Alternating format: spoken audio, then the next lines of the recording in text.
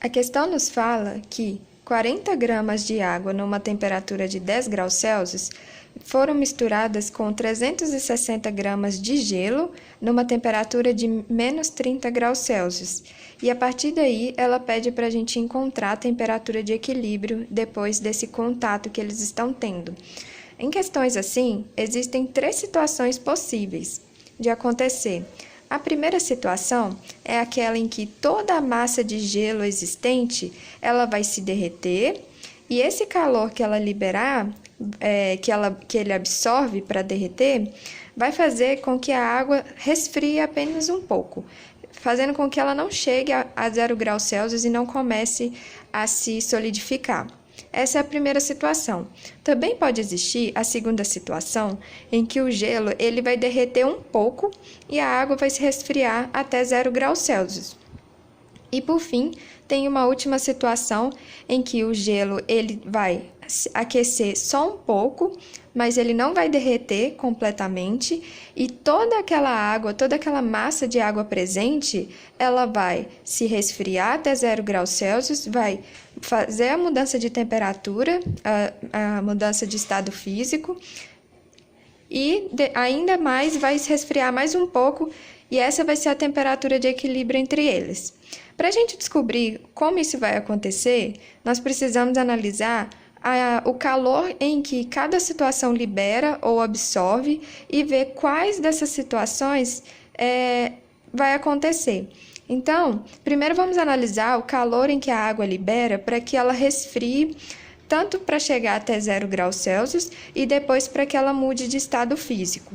Então, a primeira situação é que a gente vai ver o calor liberado pela água para chegar até 0 graus Celsius. Para a água chegar a 0 graus Celsius, é o calor sensível, porque ela não vai mudar de estado físico. Então, a gente faz que a massa da água vezes o calor específico da água vezes a variação de temperatura. A massa da água é 40 graus, 40 gramas, como foi dado no enunciado. O calor específico dela é 1 caloria por grama graus Celsius e a variação de temperatura dela a temperatura final que a gente quer é 0 graus e a temperatura inicial dela é 10, então fica 0 menos 10. Multiplicando aqui, a gente descobre que o calor que a água libera para chegar a 0 graus Celsius é 400 calorias.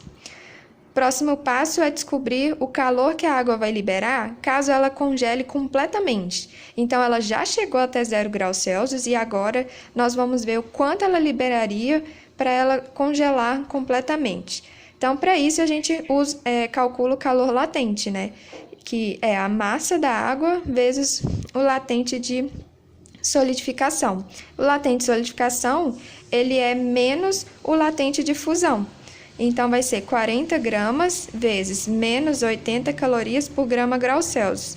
Então, o calor liberado pela água para que ela congele completamente é de menos 3.200 calorias. Então, analisando essas duas situações, a gente sabe que esse é o calor liberado pela água. Agora, vamos analisar qual que é o calor em que o gelo absorve para ele chegar até 0 graus Celsius. E aí, a partir daí, a gente vai conseguir ter uma conclusão de quais dessas situações que a gente descreveu aqui é a que mais se enquadra ao exercício. Então, calculando, né, o calor que o gelo absorve para chegar a 0 graus Celsius, o gelo está a menos 30, então até ele chegar a 0 graus, ele não vai mudar de estado físico. Então, o calor que a gente vai calcular é o calor sensível do gelo. Então, vai ser igual a massa do gelo vezes o calor específico do gelo vezes a variação de temperatura dele.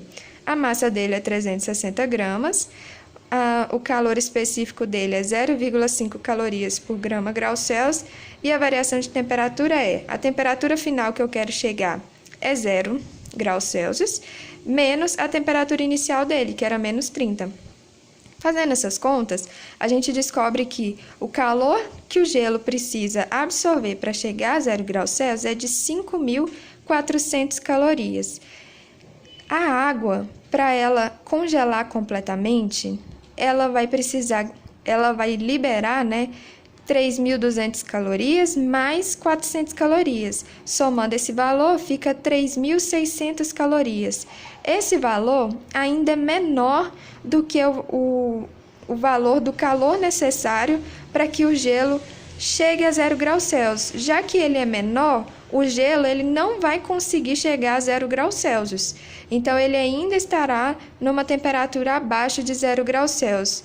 Disso, a gente consegue concluir que a água vai precisar ainda resfriar ainda mais para chegar na temperatura de equilíbrio, porque o somatório desses calores ainda não deu zero. Então, a partir disso, a gente conclui que a situação descrita pelo enunciado é a letra C, em que o gelo ele vai aquecer um pouco, mas ele não vai derreter, porque ele não vai conseguir chegar nem a 0 graus Celsius, e a água vai congelar completamente. Disso, a gente faz que o somatório de todo o calor absorvido mais o somatório de todo o calor liberado tem que ser zero. Qual que é o calor absorvido? Perdão, qual que é o calor que foi liberado, né? O calor liberado é aquele pela água ao se resfriar, que é o calor sensível dela para chegar a 0 graus Celsius, mais o calor latente dela para mudar de estado físico de líquido para sólido, mais o calor sensível dela já no estado sólido para chegar na temperatura de equilíbrio. E o calor liberado, o somatório de calor liberado, é apenas aquele responsável para aquecer o gelo. Então, é o calor sensível do gelo. Aqui temos as fórmulas, né? Substituindo os valores, nós temos que 40 gramas vezes 1 caloria por grau Celsius, vezes 0 menos a temperatura inicial da água, que é 10. Mais o calor latente dela, igual a gente calculou aqui, mais o calor sensível dela agora já no estado sólido, ela indo tentando chegar na temperatura de equilíbrio, que vai ser a massa dela, 40 gramas, vezes o calor específico do gelo, porque agora ela já está no estado sólido, então a gente não usa mais o calor específico dela no estado líquido, tem que ser no estado sólido, que é de gelo, então é 0,5 calorias por grau Celsius, vezes a temperatura de equilíbrio, que eu não sei, eu quero descobrir, menos a temperatura inicial dela, que é 0, que ela já mudou o seu estado físico e começou ainda a se resfriar ainda mais. Já o gelo, o calor sensível dele vai ser a massa dele, vezes o calor específico dele mesmo, vezes a temperatura de equilíbrio, que é o que a gente quer descobrir, menos a temperatura inicial dele, que é menos 30. Fazendo as contas, você chega que 200 vezes a temperatura de equilíbrio é igual a menos 1.800. Passando 200 dividindo, nós descobrimos que a temperatura de equilíbrio desse sistema vai ser de menos 9 graus Celsius.